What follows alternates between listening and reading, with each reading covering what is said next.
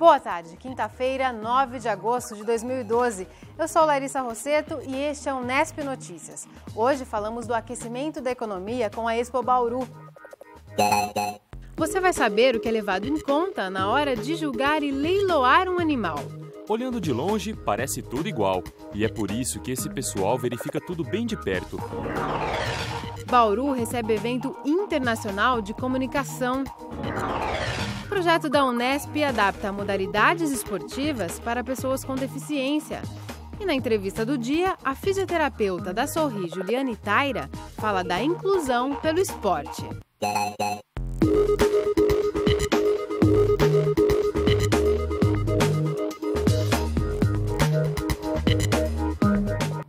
A Praça Rui Barbosa terá um movimento diferente amanhã. A partir das 11 da manhã, o caminhão do impostômetro estaciona no local.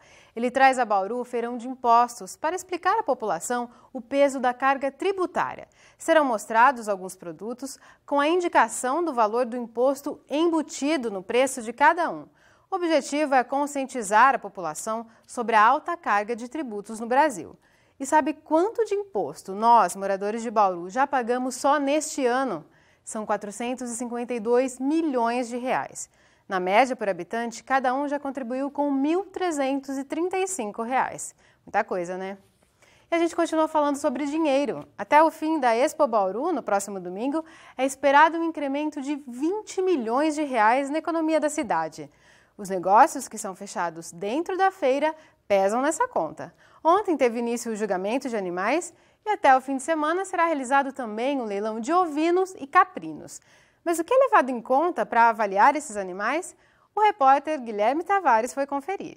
Olhando de longe, parece tudo igual. E é por isso que esse pessoal verifica tudo bem de perto, para escolher os melhores animais.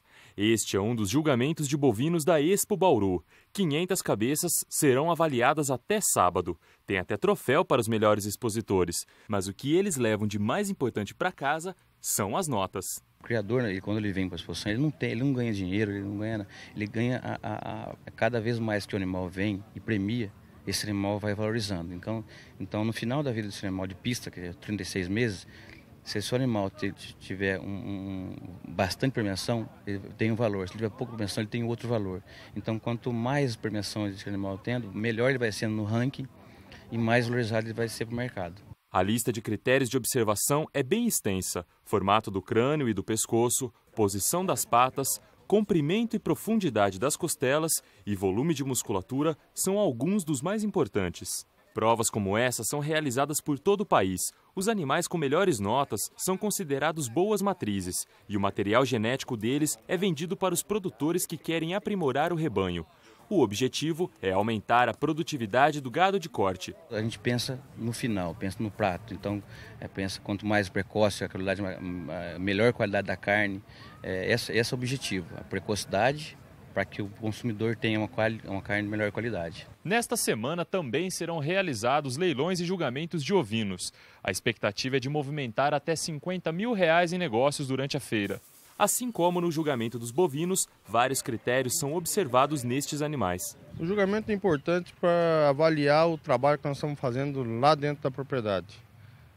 Cruzamento entre vários animais e o resultado que nós estamos tendo.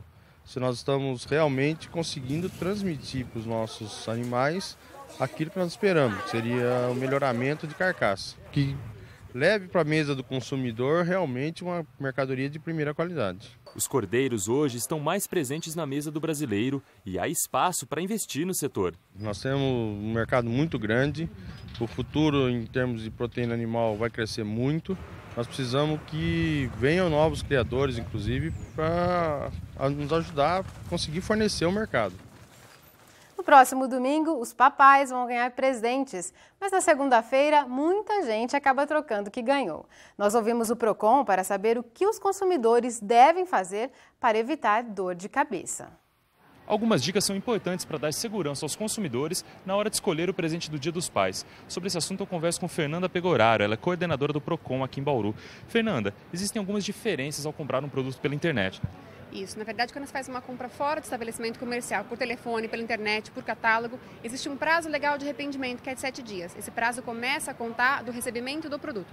Então, nesses 7 dias, o consumidor pode desistir da compra, pode querer o dinheiro de volta, pode pedir para substituir o produto, mas isso é só para compra feita fora do estabelecimento. E na loja física, quando a pessoa vai até a loja, como funciona? Nesses casos, o consumidor ele só pode ter o direito de troca assegurado desde que as partes tenham convencionado isso. Então, existe um compromisso que o fornecedor faz, a lojista faz com o consumidor, aí sim ele pode exigir. Do contrário, não existe essa obrigação de troca por parte das lojas. Muito obrigado. Lembrando que os consumidores que tiverem alguma reclamação podem procurar o PROCON, que aqui em Bauru fica dentro do Poupa Tempo, na Avenida Nações Unidas, número 444. Guilherme Tavares para o Nesp Notícias. Vamos saber agora quais são os compromissos dos candidatos à Prefeitura de Bauru. Rodrigo Agostinho, do PMDB, participa hoje de uma sessão solene de entrega de medalhas aos Lions Clubes de Bauru. O evento é às 7h30 da noite na Câmara Municipal. Chiara Ranieri, do DEM, participa daqui a pouco, às 6 da tarde, de uma reunião sobre orçamento participativo na Câmara. Às 7h30 da noite, ela também participa da sessão de entrega de medalhas aos Lions. Às 8 da noite, a candidata se reúne com moradores do núcleo Fortunato Rocha Lima. Clodoaldo Gazeta, do PV, participa de uma reunião com candidatos a vereador e apoiadores da campanha, às 8 da noite, na Vila Independência. Paulo Martins, do PSTU, não divulgou a agenda de campanha.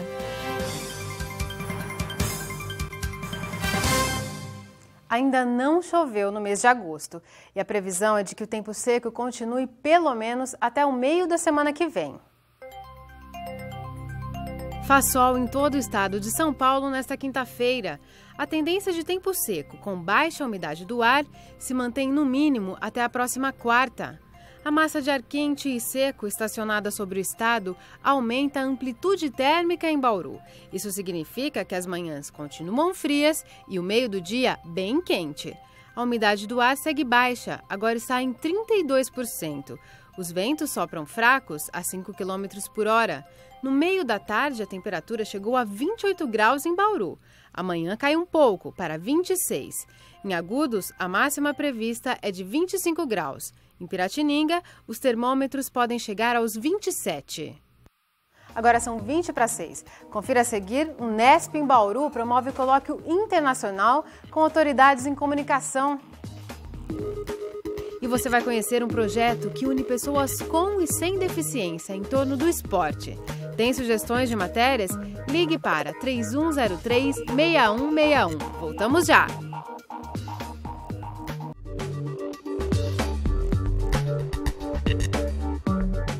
Começou ontem e vai até amanhã o colóquio internacional sobre a Escola Latino-Americana de Comunicação, o CELACOM. O evento é realizado na Unesp em Bauru e conta com participantes nacionais e internacionais. Na conferência de abertura, estudantes de graduação e pós-graduação se reuniram com pesquisadores de comunicação do Brasil e do restante da América Latina. O tema do evento deste ano é comunicação e literatura. Nós estamos buscando uma aproximação, uma amplitude, né, nos dois sentidos, da comunicação. É perceber que a comunicação ela pode passar por outros caminhos, né, ou ela se utiliza de outros caminhos que não necessariamente a mídia. 2 convidados internacionais participaram das atividades hoje pela manhã. Eles falaram sobre Jorge Fernandes, o fundador do Centro Internacional de Estudos Superiores de Comunicação para a América Latina, o CIESPAL. Segundo Raquel, foi nesta entidade que Fernandes promoveu as primeiras pesquisas que logo se consolidaram nas universidades do continente, além de capacitar jornalistas. E ele faz isso a partir da visão de que o jornalismo pode fortalecer a democracia. O professor Marcelo Fernandes, que é filho de Jorge Fernandes, trouxe um pouco da história do próprio pai. E basicamente eu diria que papai foi um humanista, não? Marcelo ressalta que seu pai foi um humanista e o mentor da Universidade Internacional do Equador. E a missão dessa universidade é oferecer uma educação de qualidade para uma vida plena. Para uma vida exitosa.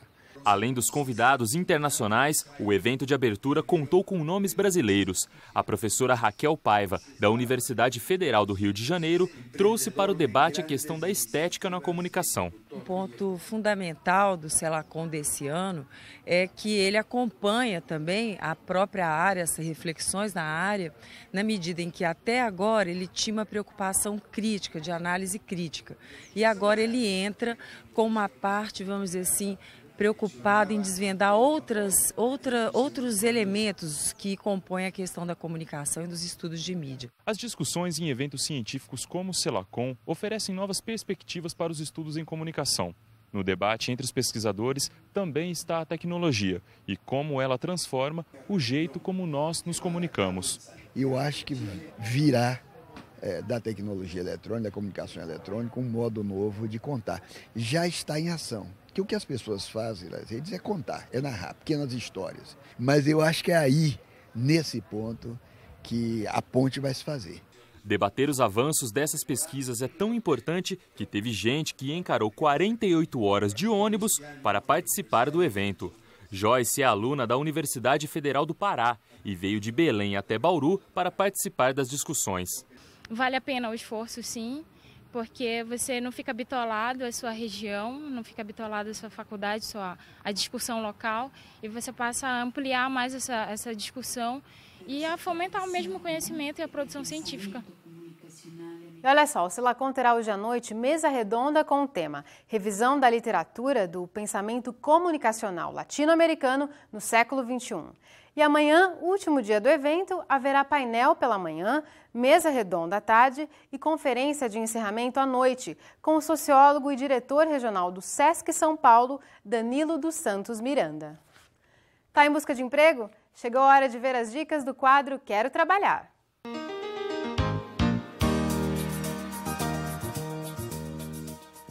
Nesta quinta-feira, são oferecidas 2 vagas para motorista de ônibus urbano e auxiliar de estoque, 3 vagas para vendedor interno, operador de caixa e auxiliar de limpeza, 1 vaga para técnico em nutrição, ajudante de cozinha, porteiro, marceneiro, auxiliar de marceneiro, operador de máquina de corte e dobra de chapa, serralheiro com experiência em ferro e solda, motorista instalador e instalador com disponibilidade para viajar. O PAT ainda oferece 1 vaga de estágio para estudantes do ensino médio. Os candidatos devem ser do sexo masculino e ter entre 18 e 25 anos. Os interessados devem ir até o PAT de Bauru, que fica na rua Joaquim da Silva Marta, 1139. É preciso levar RG, CPF, número do PIS, carteira de trabalho e o CEP da residência. Estamos vendo atletas se superarem em Londres, mas logo mais, no dia 29 deste mês, será a vez de esportistas ainda mais especiais brilharem. É quando se iniciam as Paralimpíadas. Aqui em Bauru, um projeto da Unesp mostra que não existem barreiras para se praticar esportes. Nesse futebol diferente, o goleiro tem que ter bons reflexos e um ouvido apurado. O goalball é um esporte adaptado para pessoas com deficiência visual. Ele faz parte de uma série de atividades desenvolvidas pelo curso de Educação Física da Unesp de Bauru. Professores e alunos recebem esses atletas especiais para promover a integração e a prática de exercícios. E nessa disputa saudável, ganha quem se diverte e também quem tem o desafio de ensinar. Trabalhar com esse grupo de pessoas às vezes pode intimidar um pouco os alunos. Tendo essa experiência antes da formação, a gente se sente mais preparado para atuar. Participam tanto pessoas com deficiência física quanto intelectual, alunos de várias instituições de Bauru. A bote adaptada também desperta o interesse e ajuda a desenvolver atividades motoras. Quem gostou bastante foi a Leila, que saiu de casa para passar um dia diferente e fazer novas amizades. Ela se sente assim, uma pessoa comum, vendo que ela consegue o que os outros conseguem, mesmo estando presa em uma cadeira de rodas. É muito bom ver minha filha integrada, porque é muito triste você ver uma pessoa excluída. e ela assim não fica. No basquete não basta só fazer cestas. Nenhum desses alunos é cadeirante, mas dessa forma eles descobrem um novo jeito de ver o mundo. Praticar esportes melhora a saúde e também a convivência em sociedade. Nós chamamos a comunidade em geral. Então, hoje nós não temos nenhuma pessoa sem deficiência, mas poderíamos ter. E aí faríamos também uma atividade com a inclusão das pessoas com e sem deficiência. Nesse trabalho, o que menos importa é quem marca mais pontos. Todos são vencedores e o maior prêmio é a chance de participar. Agora são 10:06, a gente continua a falar sobre o poder de inclusão pelo esporte no próximo bloco. Eu conversei com a fisioterapeuta da Sorri, Juliane Taira. Ela fala da importância do convívio de pessoas com e sem deficiência.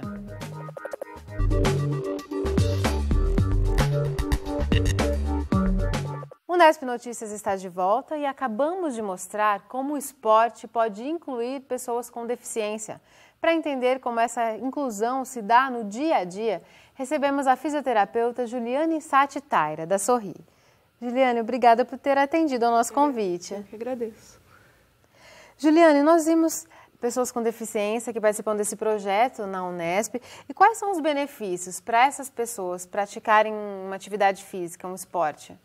Os benefícios do esporte para a pessoa com deficiência são os mesmos benefícios para as pessoas que não têm deficiência. Então, tem a parte física, que é a melhora da coordenação motora, da agilidade, do equilíbrio, do funcionamento cardiorrespiratório. E tem a parte psíquica, que pode englobar a autoestima, a socialização, o convívio entre as pessoas com e sem deficiência.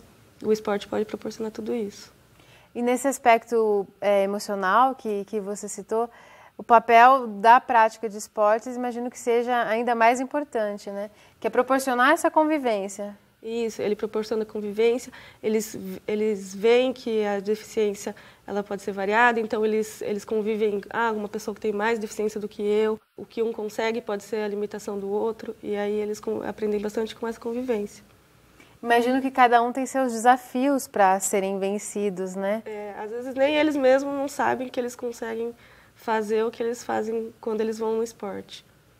E vocês têm histórias de superação, de usuários, né, como vocês chamam? Hoje mesmo, eles foram fazer uma apresentação para pessoas de fora e a professora de Educação Física veio contar assim, nem eu mesma não sabia que eles conseguiam fazer tudo isso. Então, assim, é o próprio desafio de fazer uma apresentação, eles mesmos acabam se superando e nem eles mesmos conseguem saber que eles conseguem fazer tudo isso. Juliane, como vocês costumam trabalhar? São modalidades esportivas que são adaptadas conforme o tipo de deficiência ou são novas propostas, jogos que são criados especialmente para esses usuários? Então, nós temos os dois tipos. A gente tem as modalidades prontas, o vôlei, a gente está montando o time, o basquete sobre rodas, nós estamos tentando iniciar. E aí tem as atividades que a gente fez lá próprias para ele. Então, aulas de alongamento, aulas de condicionamento físico, de acordo com as necessidades deles. Mas o esporte é sempre indicado para a reabilitação ou em determinados casos não se pode praticar? Não, em determinados casos não. Então, assim, depende da clínica dele. Eu tenho uma cardiopatia muito grave ou não, que me limita para fazer uma atividade física, ou uma doença degenerativa, que uma sobrecarga é prejudicial. Então, assim, é a avaliação da equipe que vai indicar quem vai ou não fazer atividade física. Tem casos que não é benéfica.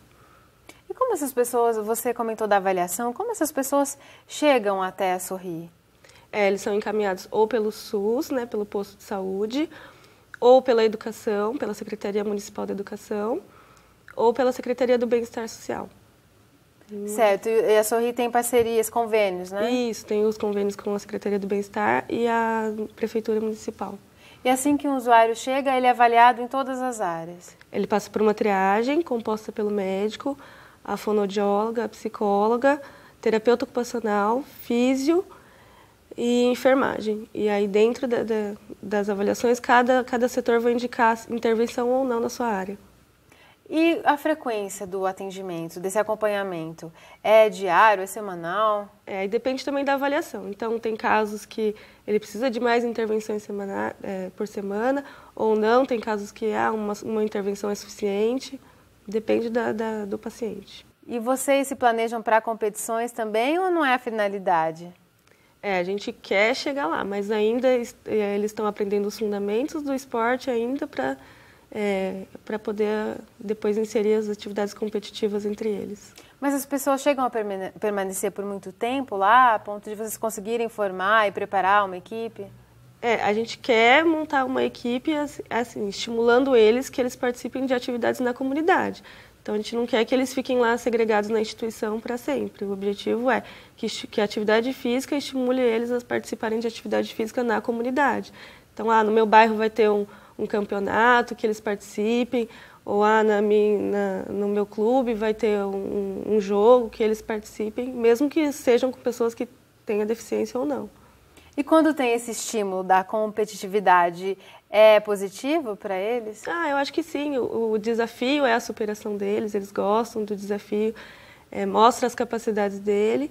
E assim, acho que a competitividade, eles aprendem a se respeitar, o comportamento, a disciplina, é bem importante para eles. E o nosso país é um celeiro nessa área, né? O desempenho do Brasil nas Paralimpíadas é sempre muito bom. Eu tenho aqui uns dados. Na última competição, que foi realizada na China, nosso país conquistou 47 medalhas e ficou em 9º lugar. É muito louvável, né, esse desempenho. E as Paralimpíadas, assim, é um evento muito importante, porque é um evento mundialmente visto, né, e mostrando para as pessoas as capacidades e as potencialidades da pessoa com deficiência, e também para quem tem a deficiência de estimular a prática, né? É um momento tão importante que, como você disse, se dá visibilidade, né? Nós temos conhecimento dessas histórias de superação, mas são atletas que estão se preparando há anos para essa competição. E tem um desempenho, o Brasil tem um desempenho melhor nas Paralimpíadas do que nas Olimpíadas convencionais, né? Que o celeiro ainda é menor para as pessoas com deficiência. Mas é bem importante para incentivar a prática. E logo elas estão aí, né? A gente vai acompanhar esses bons resultados. E nós falamos da inclusão por meio da prática de esporte, mas em que outras áreas a Sorri atua para proporcionar essa inclusão? O esporte lá, ele é incluso dentro de um programa que chama Programa Corpo, Mente e Bem-Estar. É uma parceria com a Secretaria do Bem-Estar. E ele tem o objetivo que eu citei anteriormente, que é para estimular eles a praticarem atividade física na comunidade. Além do esporte, daí tem atividades de artesanato, inclusão no mercado de trabalho, atividades de lazer, cultura, todas estimulando eles a participação ativa na comunidade. Então, assim, a convivência com pessoas com e sem deficiência, ela deve ocorrer em todas as áreas da vida comunitária, no trabalho, na escola, nas atividades de lazer. E vocês trabalham, inclusive, com a família, preparando os familiares para isso? O nosso trabalho é bastante focado no usuário e na família, porque, às vezes, numa deficiência recém-adquirida, a família ainda não sabe como lidar, o usuário não sabe como lidar com a família, é uma cobrança da família, o usuário se cansa da cobrança da família. Então, assim, se a família não estiver envolvida, o processo ele demora bem mais para acontecer. E, às vezes, por falta de conhecimento, a família acaba contribuindo para esse isolamento dessa pessoa. A família, num caso de deficiência, a família ela quer fazer tudo pelo deficiente. E não, a gente não está ajudando o deficiente dessa forma, né? O deficiente ele tem as capacidades dele, ele tem a potencialidade dele. Então, a Sorri trabalha muito com a emancipação e a autonomia do usuário. Então, quer dizer, desenvolver a autonomia, que ele tenha condições de... Que ele faça o máximo possível das capacidades funcionais dele sozinho, sem a família. E para as pessoas que estão nos assistindo, o atendimento não é direto, então? Não adianta procurar a Sorri? Tem que ser por um encaminhamento? Por um encaminhamento médico da Unidade Básica de Saúde.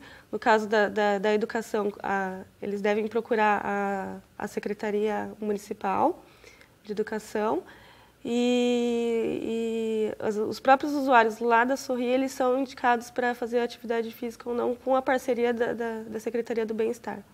E para as pessoas que querem contribuir com o trabalho de vocês aceitam voluntários? Nós temos um trabalho bem importante com os voluntários lá, eles auxiliam em todas as áreas e é só entrar em contato com a Sorri, que tem bastante. Se quiser deixar um contato, Juliane? O telefone da Sorri é 4.000 e 9.000. Juliane, obrigada pelas informações.